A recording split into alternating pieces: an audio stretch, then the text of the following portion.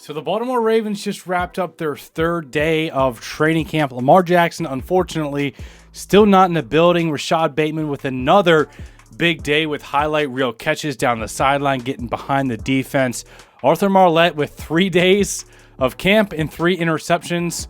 We got an update, a really exciting update on the offensive line and one player in particular, and much more Ravens news. So welcome into another episode of Ravens Reports Training Camp Edition, covering the top 5 news reports and storylines coming out of our Baltimore Ravens today. So let's go through everything that happened at practice today. At number 1, John Harbaugh addresses the media. He talks specifically about a few guys. First of all, Patrick McCarry, mainly playing at right tackle. I would not be surprised if he's the starting right tackle come week 1. He got a lot of starts at right tackle last year and rotations with Morgan Moses, as Morgan Moses was dealing with that shoulder injury before he ended up getting traded to the Jets. We haven't heard much about the rookie right tackle in Roger Rosengarten yet, and still determining whether that's a good thing or a bad thing. But we did get an update on another right tackle, Daniel Falele. He's been getting moved into right guard. Today, it was reported that it was his best day of training camp, and the day before and some of the other practices, including in minicamp, that Falele had some conditioning issues where he was looking fatigued, bent over on the sideline with some of the training staff and not able to keep up with the heat and the intensity of practice. But today at right guard, he made it throughout the entire practice. He looked good. It was reported by Kyle Phoenix on Twitter that thought today was Falele's best practice, moved some guys, got to the second level on a couple of plays and wasn't subbed out due to fatigue or anything. And John Harbaugh talked about him looking good there as well, but having to work on getting those hands out a little bit quicker, being inside of that phone booth. And another thing that John Harbaugh said is that Jalen Armour-Davis and Pepe Williams are both back and fully healthy, both looking good, but specifically said that Jalen Armour-Davis, the 4th-round rookie from a few years ago out of Alabama, has been making several plays on the ball. And whenever he's been on the field with the Ravens, he's looked good. He's made plays. He's covered guys pretty well. But the storyline of his career so far in Baltimore has been dealing with injury. This year, he's pretty much fully healthy. And last year, when he was healthy, he didn't get a lot of chance to play because of a loaded secondary with guys like, Ronald Darby and Rock Ya-Sin and Marlon Humphrey and Brandon Stevens all being in the mix there. Jalen Armour-Davis hasn't had a lot of run, but John Harbaugh said today that he looks really good and he's made several plays on the ball. At number 2, speaking of our cornerback room, Marlon Humphrey. This is great news, man, because we've been talking about Marlon Humphrey. He says that he lost about 10 pounds. He came in around 190 this year, and he's usually around 200. And Kyle Hamilton joked around and was like, yeah, he kind of had a gut last year. And, Marlon Humphrey was talking about his old man, grown man weight and wanting to get back to that 190 pounds. And Kyle Hamilton joking around like, yeah, he's got his abs back and he's looking good, moving well. But in all seriousness, Marlon Humphrey said that he wanted to play lighter this season because some of his better years that he's had in the league, he's played around 190 pounds. And it's reported on multiple occasions that Marlon Humphrey has been very sticky in coverage and he feels much healthier this year. Marlon Humphrey also talks about how the coaching staff talked to him and Brandon Stevens about possibly playing some nickel this year, and said that his 2 Pro Bowls came from primarily playing the nickel, and he likes that position because of how physical he can play. Here's what Marlon Humphrey had to say on the versatility of the secondary and more. Play wherever.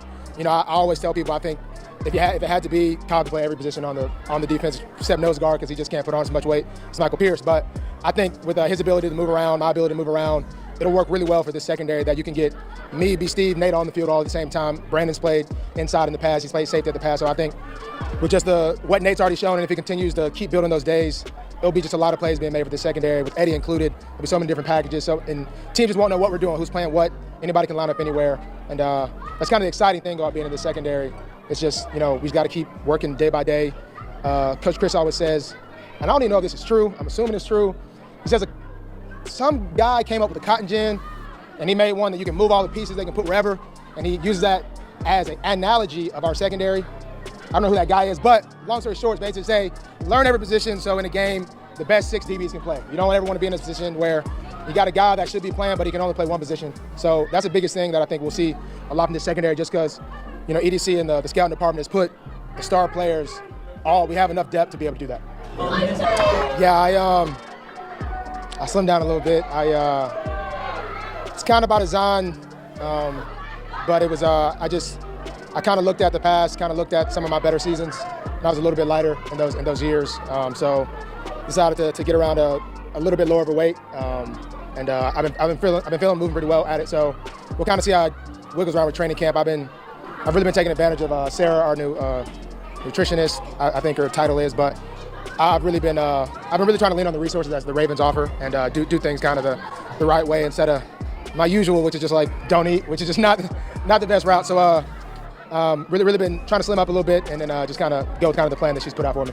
So if we get a fully healthy Marlon Humphrey for most of the year, back in that nickel spot with Kyle Hamilton as the strong safety / Swiss Army knife, Marcus Williams playing that, those deep coverages as a free safety, and then, Brandon Stevens and Nate Wiggins flying around with Eddie Jackson in the mix, and, Roquan Smith and Matabike and Oweh, which we're going to talk about here. This defense could be really, really nasty, and the versatility of the secondary is just absolutely absurd. At number 3, talking about Oweh, at one point in practice today, Ravens head coach John Harbaugh had a brief chat with Oweh and said, hey, pull the reins on him a little bit. He's pretty much been in the backfield on every play, is what John Harbaugh said. Oweh has been extremely disruptive and made it very hard on the offense. Harbaugh was just saying that, they don't want any injuries in training camp and to tone it down a little bit. Because that's amazing, man. I'd much rather a coach tell a player, hey, tone it down a bit, bud. I appreciate you being in the backfield. Then, hey, ramp it up, son. You know what I mean? Like, I love to hear that Odafe Oweh is being told to tone it down a little bit because of his aggressiveness and his tenacity getting back in the backfield, consistently causing issues with the offense, man. That's great to hear because Oweh, y'all know how I feel about Oweh, man. I think he's got the potential to be a really elite edge rusher in this league and go out and improve it this year with statistical production. At number 4, another guy that is hungry and proving it is Arthur Maulet. Dude was signed from Pittsburgh. Arthur Maulet's done nothing but come in and make plays, man. Made some big-time clutch plays last year during his season. He had another day with an interception, and apparently there was 2 other ones that he almost picked off as well. And one of them he dropped, went down, did some push-ups. But Arthur Maulet, like with the secondary that we have, man, this is where it almost gets frustrating to see guys that should be starters. And you want to get all these guys on the field, but you obviously can't get them all on the field at the same time because we probably have 8, 9, 10, starting caliber, legit defensive backs in this secondary. Like, Darius Washington deserves playing time. He's been really good when on the field. Arthur Maulet, Brandon Stevens, Nate Wiggins, Marlon Humphrey, Eddie Jackson, Kyle Hamilton, Marcus Williams, and there's more. Jalen Armour-Davis, we were just talking about. There's a ton of dudes on this secondary that have starting caliber potential and actual proven production on the field. But you can only get so many of these guys on the field at the same time, maybe 6 or 7 DBs in certain packages. Like, I'd like to say that Arthur Maulet, could be the full-time starting nickel in, a lot of the base packages, but then again, if you want to get Nate Wiggins and Brandon Stevens on the field at the same time as the outside corners, then you got to bump Marlon Humphrey in. Or if you want to get an extra safety on the field, then Kyle Hamilton might come into the nickel. So it just depends. But Arthur Maulet's right in the mix. He's going to have a lot of time on the field.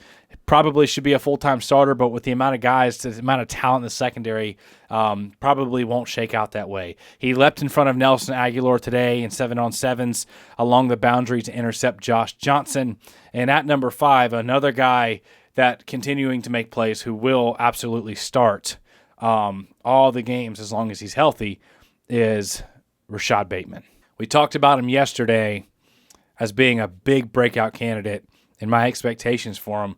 I put out that wild prediction that he could have 1,000 yards, that I think he will have 1,000 yards, and that, Lamar Jackson just last training camp called him wide receiver 1. And he continues to stack days. And remember last year he didn't have training camp with Todd Monken because of the injury. This year he's fully healthy. He's fresh off the contract extension. He's hungry. He's building rapport in the offense and the trust of his coordinators and coaching staff. He had 2 excellent catches today, including a deep ball along the boundary.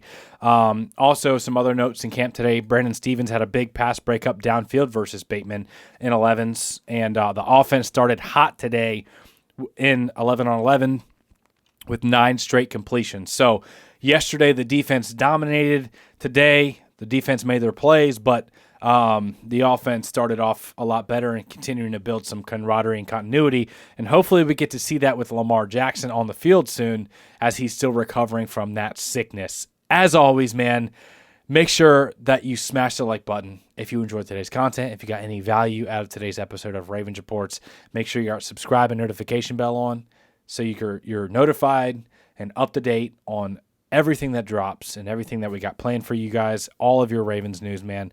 I love you guys. I appreciate you guys, and we'll see you in the next video.